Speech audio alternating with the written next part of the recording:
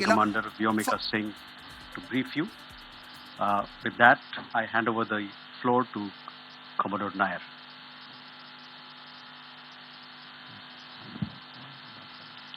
Good evening, ladies and gentlemen. As the Foreign Secretary had said, you're aware there's an understanding that has been reached to stop all military activities at sea, on the air and on the land. And the Indian Navy, Indian Army and the Indian Air Force have been instructed to adhere to this understanding. Since the tragic events at Pahalgam, you're aware that our responses have been measured and very responsible. Details of these have been shared with you over the past few days through our various press briefings.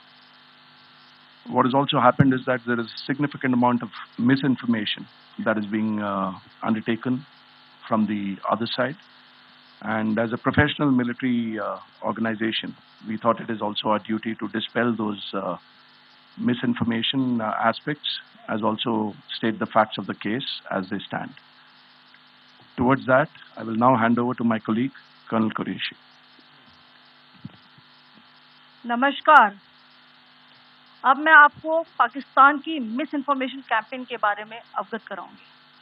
पहला, पाकिस्तान ने यह claim किया कि उसने अपने JF-17 से हमारे S-400 व ब्रह्मोस मिसाइल बेस को नुकसान पहुंचाया, जो कि बिल्कुल गलत है। दूसरा, उसका यह भी मिस इन्फॉर्मेशन कैंपेन था कि हमारी एयरफील्ड, जो कि सिरसा, जम्मू, पठानकोट, भटिंडा, नलिया और भुज में है, ये उसका मिस इन्फॉर्मेशन भी बहुत गलत है।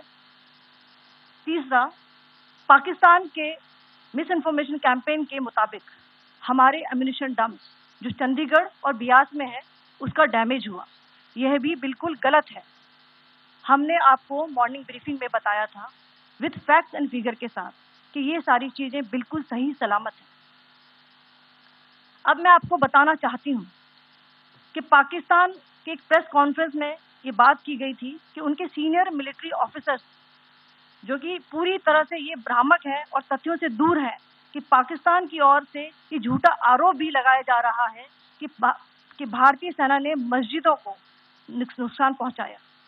मैं इससे बिल्कुल स्पष्ट करना चाहती हूं कि India is a secular nation और हमारी सेना भारत के कॉन्स्टिट्यूशनल वैल्यूज की एक बहुत प्यारी झलक है।